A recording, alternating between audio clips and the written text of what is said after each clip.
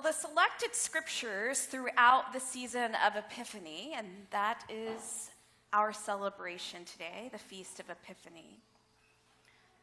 These scriptures that we will read, these scriptures that we will study, will help us to understand Jesus' identity as God's incarnate. And it begins with the revelation of the great star that the Magi followed. The first outside of Jesus' own family to understand the importance of his birth. Can you imagine for just a second setting out from your homeland with the purpose of finding a baby guided only by a star? That really kind of sounds crazy, doesn't it? Well, this is exactly what the Magi did. Of course, it's not too far off, as the Magi did have stars in their wheelhouse. These Magi were stargazers, or in some words, they were astrologers. And they are the ones who set out on a pilgrimage in order to find and then worship the King of the Jews, who had just been born. They were most likely 3 members of the priestly caste of Zoroastrianism, noted for their study of the stars as part of their own religion. So they didn't even believe in a monotheistic God. But once they saw the star, they moved. And that's why it seems fitting that these stargazers, these Magi, are part of the story of the entry of God into the world in the form of a teeny tiny baby.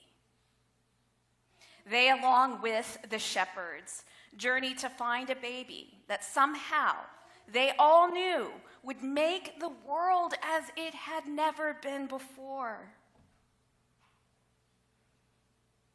The unlikeliest group of folks took the unlikeliest journey to find a king that their hearts had been waiting for. And perhaps this is the reason why Herod had a sudden interest in this baby's birth. Herod pays attention because it might threaten the removal of his own power. Remember, Herod was always about power. And I'm not sure if the Magi picked up on this craftiness of Herod or his ill intentions, but God came to them in a dream, just like God came to Joseph in a dream. And God told them not to return to Herod, to leave the country and go another way. And so they obeyed God, and they left by another way. These Magi, they were keen in their sensibilities, proper in their adoration and worship, and wise in knowing and obeying directions from God. All of this from those who weren't really supposed to know or understand any of it. And yet they did. As I spoke on Christmas Eve, the shepherds were the outsiders. Again, the Magi, too, are outsiders. They are really the ones who know what it's happening in this story that's being written. God seems to do whatever it takes to reach out to embrace all people. God announces the birth of the Messiah to shepherds, through angels on Christmas, and to the Magi via a great, big, beautiful star on Epiphany. We are like the Magi too. All of us in this room, if you have shown up here, are on a quest, a journey, a pilgrimage. And I hope the pilgrimage that you are on is one in which you're seeking the sacred light of the world. There's another word for it. It's the spiritual path. Sometimes the journey is literal, outward and away, but often we journey inside. This is not only for our sake, but for the sake of others as well, that we might carry and share this light that we have been given. And once we have that light, we can't help but want to share that light. If you remember in Advent, we kindled a light in the darkness and watched it grow over the weeks as we anticipated Christ's birth.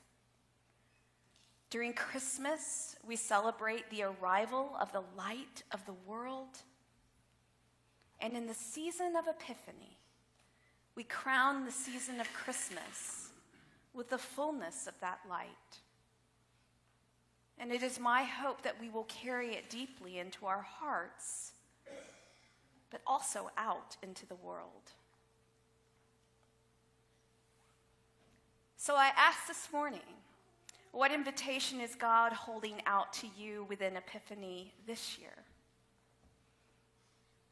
Another pointed question, is there a journey you need to make, or the fulfillment of a promise you are still seeking? Is the light that once burned brightly just barely aglow? Or is it extinguished? Or are you at a place where you can courageously walk before those who need to see the light that burns so brightly within?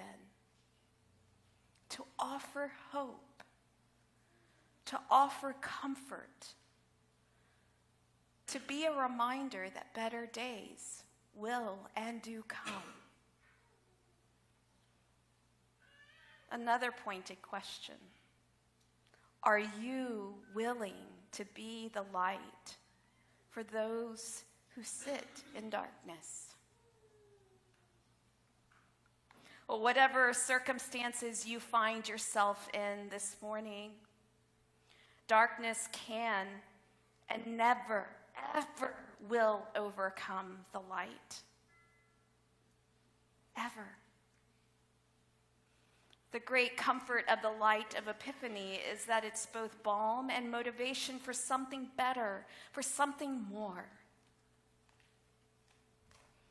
And that, my friends, I feel is the real gift of what happens when we shine a light in dark places, especially in our own lives. What happens is we see as we haven't seen before. We recognize pain and discord perhaps we weren't willing to see before.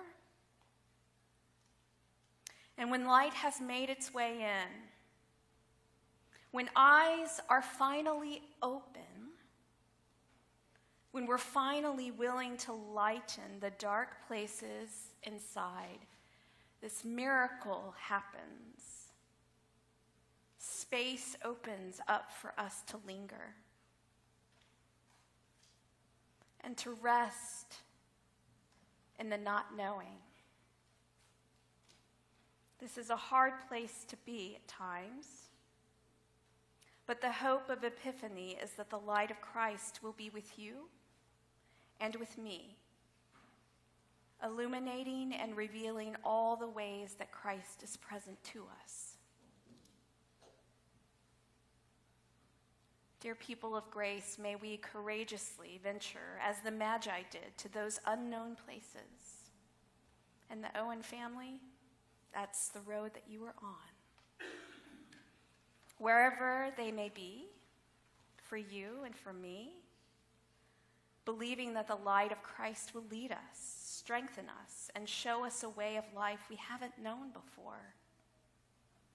I say this as much to myself as to you. Be brave as you follow the light, knowing that the light always overcomes darkness. And as a beautiful example of that this morning, we celebrate the baptism of Allison Clementine. What a beautiful name.